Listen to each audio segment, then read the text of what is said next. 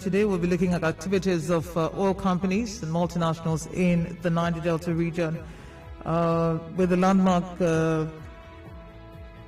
ruling of judgment of a court in Abuja yesterday ordering Shell to pay Ogoni people 45.9 billion. Justice Ahmed Mohammed gave the order and he said the money must be paid within 21 days. By the way, this order was given I think about 10 years ago, and it took this long.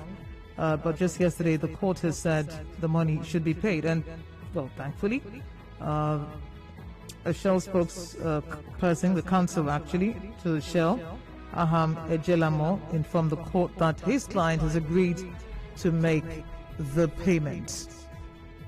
All right. So this morning we will be looking at some of the activities. Of course, the UNEP report will be mentioned at some point in the conversation.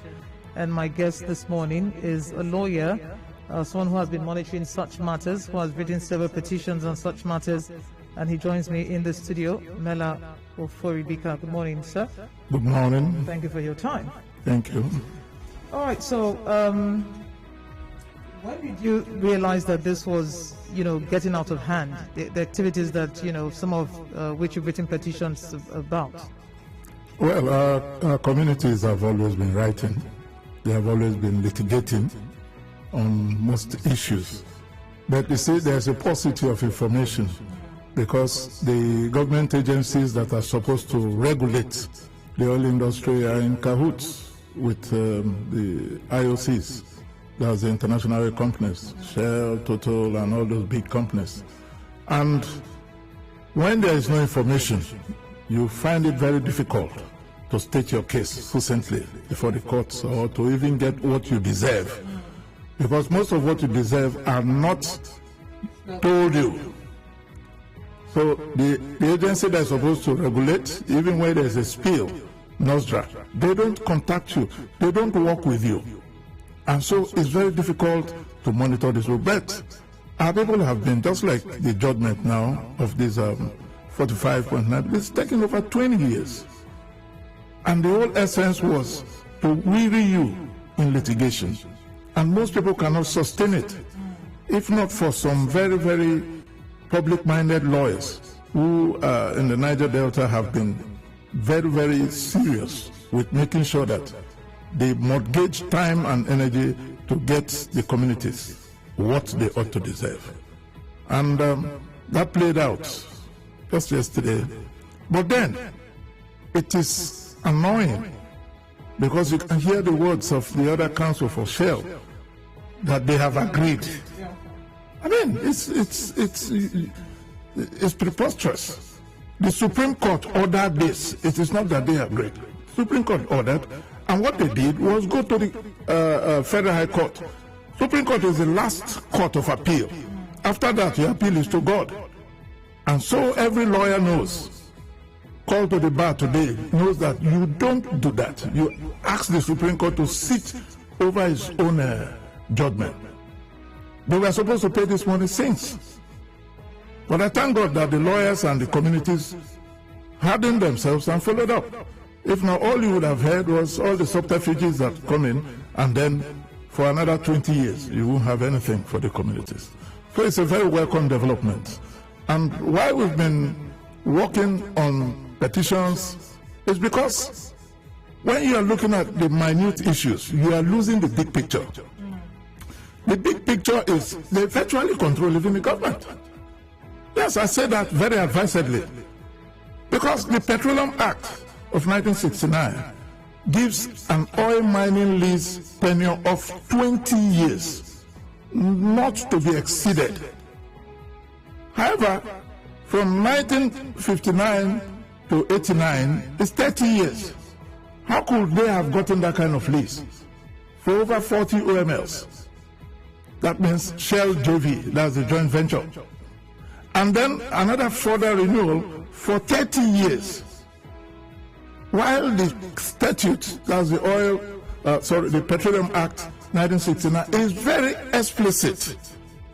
It says the term of an oil mining lease shall not exceed 20 years. Well, yeah, so there is an act, and somebody is supposed to regulate and enforce. Of course. And you know the list. So why would you blame the IOCs? Yes, I blame them because you know, if you are paid excess of what you deserve and you put it by the bank, you know, and you use it, of course they will say, but you know that you don't have this money in your account. They prosecute you. It's the same thing. Yeah, but how do they get the extension? Did they by themselves decide to go on doing what they do? You should know what happened. And that is the issue of corruption in the country. And that is why we are petitioning for the EFCC and the Attorney General and all requisite agencies to investigate these issues. Because you've lost us 10 years in our lifetime in this country of our main economic resources, which is oil.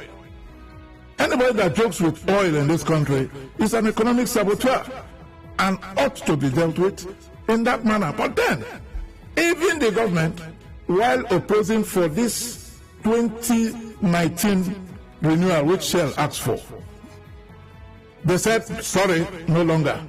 We are not going to give you 30 years because that was against the law. And so what did you do? You didn't find them. You didn't prosecute anybody, and that's all. It's going totally well. Yeah, but the government failed on its part. So if you allow people to extend a tenure and you didn't do anything about it, why should you fine them? Well, that's the law. You can't take an advantage contrary to the law. When the words of a statute are clear, you will apply it. Even if you give me, well, that's why you return money when the bank overpays you. You return it. You jolly well could say, oh, well, since they didn't, I didn't ask for it. That's a puerile argument. They say ignorance of the law is no excuse. And I wouldn't be lecturing the IOCs, the giants, Shell and all the rest that parade the best lawyers in quotes all around the world. And they know that it is 20 years. The act is what regulates them. The act by section paragraph 13 of the first schedule to the 1969 Act says you will renew in accordance with this act.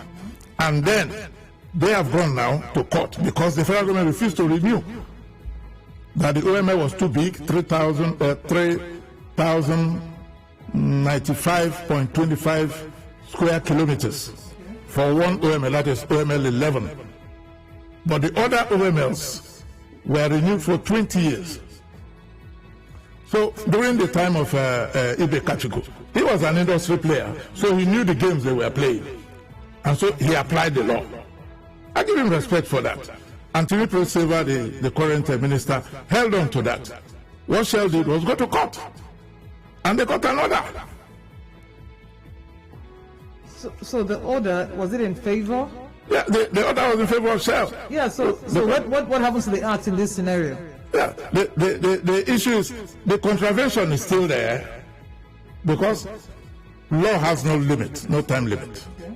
If you do something in 1925, we can, as long as it's criminal, we can go take you to court. And that's why we petition to the EFCC and all other agencies, investigate this thing, that it will never happen again, and punish those who have been who are found culpable. Because it was the government officials that connived with them to do this. They don't read the act. You are renewing, telling them the royalties and fees they will pay. But then their tenure, suddenly you don't know again. I mean, it's the worst kind of economic crime I have seen. It's before them. And the government just simply said in their response to the suit of Shell in the Court of Appeal that they just had in excess of 10 years. In excess of 10 years, and you did nothing. You didn't say we have now prosecuted them, we are finding them, nothing. It shows that collusion came from there. And that is what we are telling Nigerians. Keep opening your eyes, open your ears, participate in what is happening in your country. You are being reduced to the poorest nation in the world. And we are all just sitting down jolly well, looking at us, borrowing money everywhere. Where monies that we get from oil are being frittered away. 10 years in two instances, that's 20 years. I mean, it's not a joke. It's the worst attack on your sovereignty any company can do. No country will take it in the world. And I'm surprised that the country is taking it and feeling jolly well good about it. And they are even so arrogant, just like you heard the wordings of that the Shell lawyer. We have agreed to pay for what the Supreme Court, or that now we have agreed. Who gave you the power to say that? That's the biggest type of arrogance you can think of. And that is the superstate mentality. Yeah, but then again, you cannot shave a man's head in his absence. Well, the point is that if you help to shave him in the wrong way, you are guilty of an offense. So even if he's the man, he gave the permission and it is contrary to law, he himself has to be checked. And that is why the federal government has to be checked. We didn't say only Shell, no. And even their foreign countries, where their parent countries, the UK where they incorporated, and the Hague where their headquarters is. We have written petitions to them through the Netherlands embassy, to the public prosecutor in the Hague, and then the special serious crimes office in the UK. Investigate your foreign bodies, because their subsidiaries are wreaking havoc on our own economic system here. They are contravening the law, and you have to, and they don't joke with it. The Bribery Act in the Netherlands, if you corrupt a foreign official, it's a very serious crime. Your company will pay 10% of your annual income as fine, and then they will jail any official that is found culpable. Yeah, so are you also saying that the company is not aware of these laws in their own country, the parent country? Or is it that they believe that, they'll keep going to court and having it dragged? Of course, that's what they've used with our communities here. They have nearly paralyzed the Nigerian legal system with all their frivolous preliminary objections and litigations that drag on. When they go, you can see they go to the Supreme Court. Yeah, but they do not control the legal system. The legal system on its own seems to be very ill. So, of course, that is part of what we are saying. Now, if the Bubu Ogonis in Element there, they didn't follow up assiduously and just got tired somewhere along the line. That's all. And you can even find it the same Ogale, my good friend Chief Bebe Okpabe, who is the king there, took them to the court in London. That case is still ongoing. Some Bilo communities also took them to court. Some took them to the Hague in the Netherlands. You see, because the justice in Nigeria takes so long, it's so convoluted, and it is skewed most times against the smaller person. You have that problem of people becoming litigation weary. I have several litigations, over 10 in courts against them. And you have had 10 years is about maybe the minimum you can even litigate on those issues. Meanwhile, these are issues that an originative summons can just immediately dispose of. But that is not what we have. All because these companies have assumed a superstate status. If not, how can you sit down, get a tenure you are not entitled to, which you know, because that act is what regulates, and the act is the basis of the Petroleum Act 1960, is the basis of their own objection to the AML being reduced from 3,095 to 1,029 square kilometers. The government says no, that one is too big. By the regulation, they say no, the regulations are subsidiary legislation. They cannot overtake the 1969 Act. Okay, so in paragraph 10, you are breaching paragraph 10, and then you are seeking to enforce paragraph 13. The courts will hear, but it is an anomaly. It is bad. It is very bad for our democracy. It is very bad for our economic life. And the courts do not seem to know that. I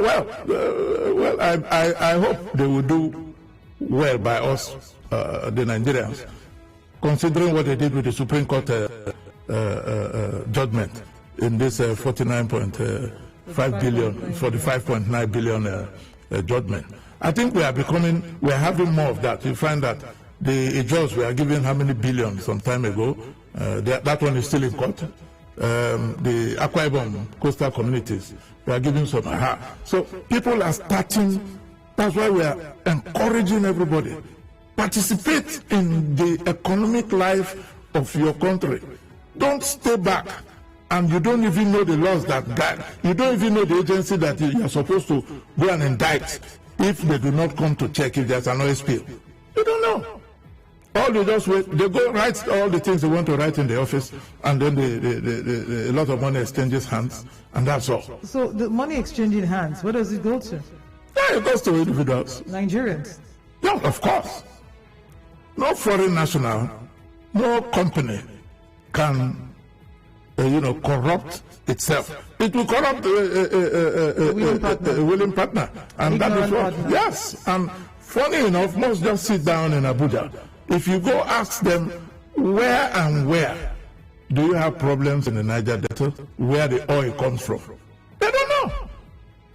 Ask them what is the color of the oil, some of the ministry officials. They don't know what crude looks like. They don't know what refined oil looks like.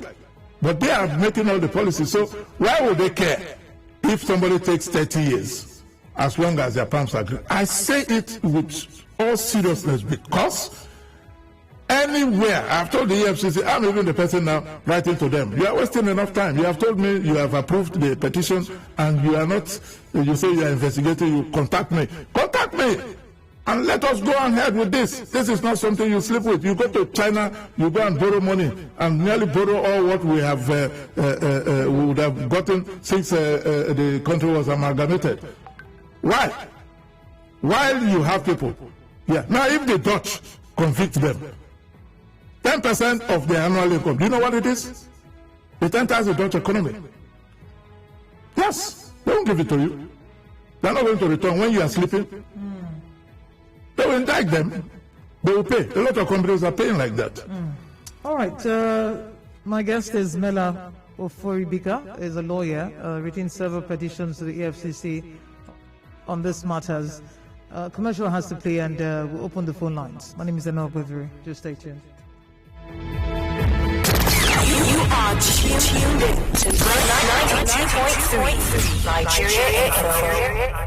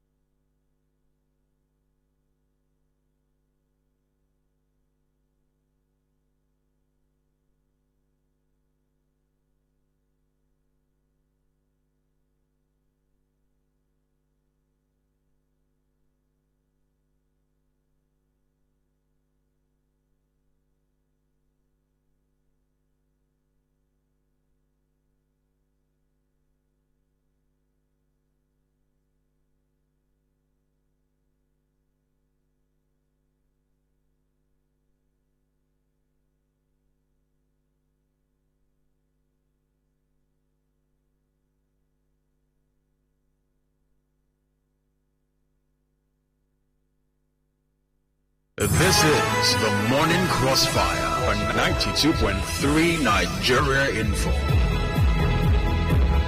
25 minutes before 9 o'clock. Thank you for staying tuned to the conversation. My name is Enoh Enigma, and my guest is still here. Mela Oforibika. Thank you, sir, for your time. Thank you. Let's take some comments here before the lines will be open on WhatsApp. Let's see.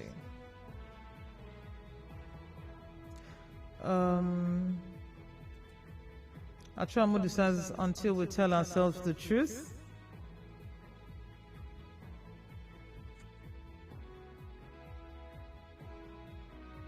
We won't make any significant... Okay, no, that's... oh, wow. That's an earlier message. Apologies. All right, we'll go to the phone line 0817-923-0002, 0817-923-0003, 0817-923-0009. Before we start to take calls, okay. Jerry from Wibulu 4 says, the problem I am having is not with Shell, but these greedy people speaking. At the end of this up and down, you discover that the money Shell pays will be shared among few elites and will not be used to compensate those affected. How can communities, deal with these kinds of situations? Oh, well, it's also been very aware. I know that the last Bodo spill payout of over 55 million, we didn't hear any dust raise because every citizen of Bodo over 18 years got about 600,000 from what we heard. And we have heard nothing contrary. So you are seeing the equity of it. The point is, get accountable people to get this thing done. Like you have lawyers. If you misappropriate anybody's money, they take you to the disciplinary committee of the bar. If you're an accountant, the same thing. But when you get contractors who are amorphous persons, incorporate some very funny companies, and then they come and tell you that they'll be able to follow up these issues for you. When the money comes, they fritter it away. And also, the communities should have agreements whereby they should be able to have trust funds set down for the community's good. After the war, I remember my own community, Bolo, in Ogbolo local government area. They set up a trust fund. The money that was paid for a spill was used to buy tables and chairs and then make a road to the community. £5,000 then. So if you do not have some kept aside for helping the people in the community, minus the ones that you give to community, most of the communities, they have houses, what we call houses, or families, where you can share to the families and then they can bring it down to the lowest person in the house. On the other hand, the community should also have their fund that is set aside. Now a lot of students are finding it difficult to go to school. Fees are very high, and the cost of living is extremely high. Many can't stay in school, universities and all that. Give out scholarships and then ensure that there are a lot of social programs, intervention programs done with community funds. Let's take a call at this time. Good morning. Hello, good morning. Good morning. Yeah, my name is Diego Osisina Diego. Hello? We can hear you. Okay, so first of all, I agree completely with your guest in the studio. I totally agree with everything he's said. And how we're going about getting to hold the IOCs accountable. But now I have a question. I work extensively in the oil and gas, specifically in the crude oil transportation business. What I do is I make pipelines intelligent, such that if someone goes to your pipeline, wherever you are in the world, you're going to know the exact location. If you have a leak or a spill in your pipeline, you're going to know the exact location, the exact time, in real time. It's not as if it's delayed. So I have an extensive experience dealing with leaks and intrusion. One thing my personal experience has shown, right, is is that 98%, if not even 100, 98% of leaks are self-sabotage. They are third-party intrusions. And most times these things are done in cahoots with the immediate host communities. Now, we've had a series of occasions where these people know exactly the people that are going to do these breaks, and they just leave the pipeline open like that with crude flowing into the community. With that spill, they come back to hold the companies, hold them hostage, hold them to ransom to start fixing the spills and start taking them to court. Till today, I still can't wrap my head around it. I don't know if there's a legal backing to it. Because it happens to what? To that support these communities, holding the companies, holding them to account for those spills that were intentionally done. And those things are in locations where if you're not a community member, you can't even go there. Okay. And sometimes the companies want to go and fix them, and the community themselves stop the companies from fixing them. There was a case I heard of, it was quite inhumane. The company was stopped from fixing that thing for weeks, and they had to start pumping the crude like that. So they were pumping and spilling the oil, and the thing was still, the leak was just open there. All right, let me have the lawyer respond to that. Thank you. There is no excuse whatsoever for sabotage. Self-sabotage. Yes, and economic degradation, whether it is by the companies or by the communities. However, track when this thing started. Prior to this time, the pipelines passed in front of people's houses, and nobody looked at what was even there. They just walked across it and went for their businesses. So what changed? What changed was after Saruiwa was unjustly killed, and people now said, hey, we have a resource, we have not even talked about it, and you are now killing our own people. You are not giving us social justice and economic justice, you are killing our people. They now decided to do what we call self-immolation. Because any man who goes to break a pipe and then the water spills into his drinking water and all, is self-immolating. However, people have reached the side where it becomes a suicide mission. And that is what you're seeing. And then they are seeing the money being used outside the Niger Delta, building Abuja and all the rest. Actually, even the second stage was when they went to Abuja, invited for 1 million man march. When the young men from the Niger Delta saw the opulence that was Abuja, they decided to react. And that is where they started. Yes, and the reaction is? To now, bust the pipelines, take the crude, but in the process, they are polluting the environment. So there is no excuse for it. And by law, sabotage is reason for not paying any compensation. However, the IOCs, when you give them a little chance, they take a mile. Okay. So they have now made it an act to tell us that it is 100%. My brother was doing charitable to say 94%. They say it is 100%. All right. Meanwhile, their operational spills are very substantial because most of their pipelines are very old. Hello, good morning. Good morning, Sister. No, it's good luck from Omuma Parliament. So, my answer this morning is the 45.9 billion naira ordered by court to pay to Goni by shares. They should use it meaningfully. This money should not be shared among any, because I know that if the money is being shared among any, it's going to cost mayhem. So this money should be shared among those people, the oil has ravaged their communities, so at the ending of the day, people will recommend them and appreciate the committee that will share this money. I want to urge they should not share it among any. Good morning. Good morning, Madam Enoh. My name is David West, and I'm calling you from Niger.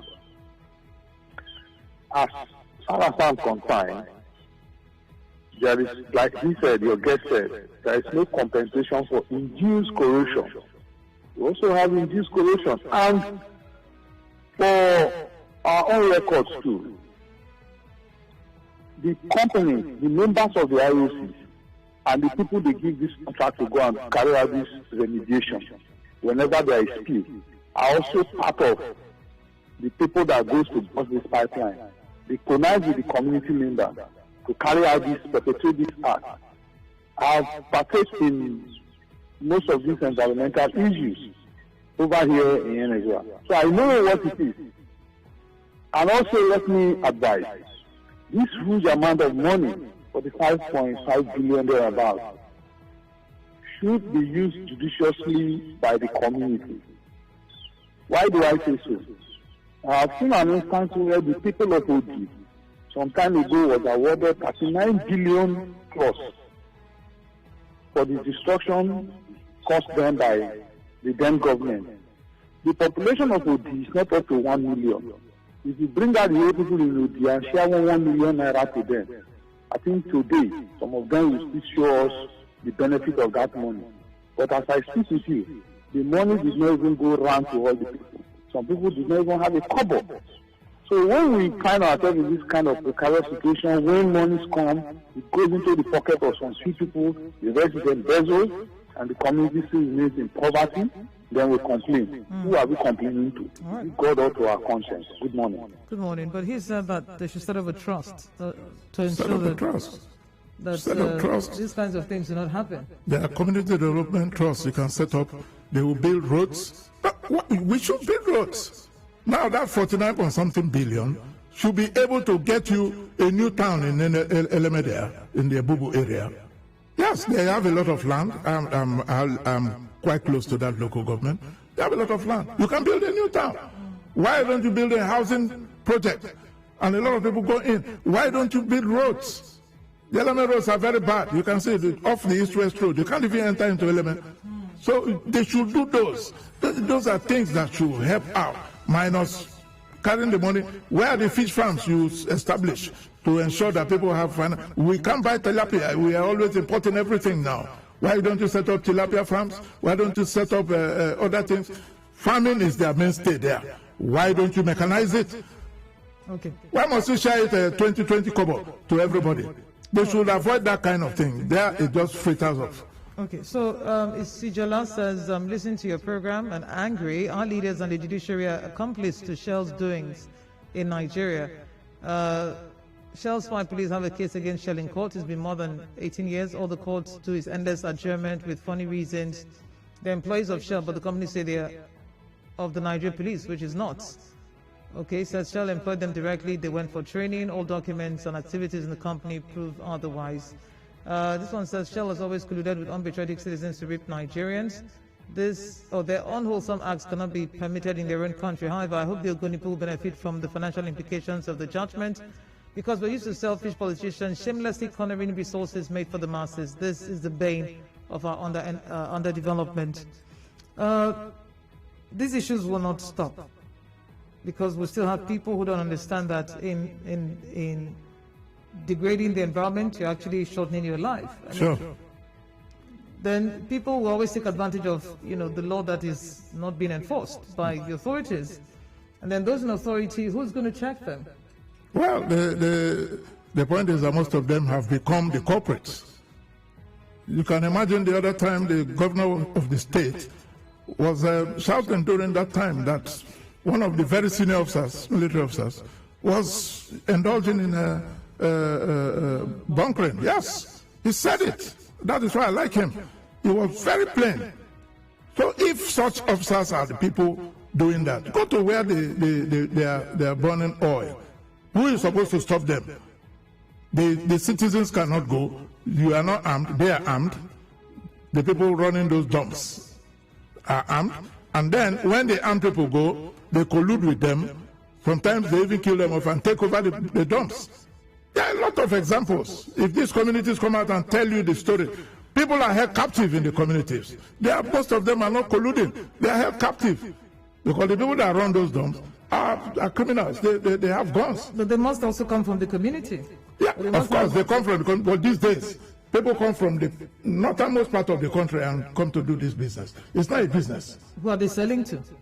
Of course, they are selling to the petrol stations that you see Half of them have the fire oil according to the local balance, and they mix it with the one they get from the depot. You know, actually, they say that the one they refine locally is as good as, if not better than what they bring in now. It cannot be. Don't mind them. All those are. That's what they said. All those are puerile arguments.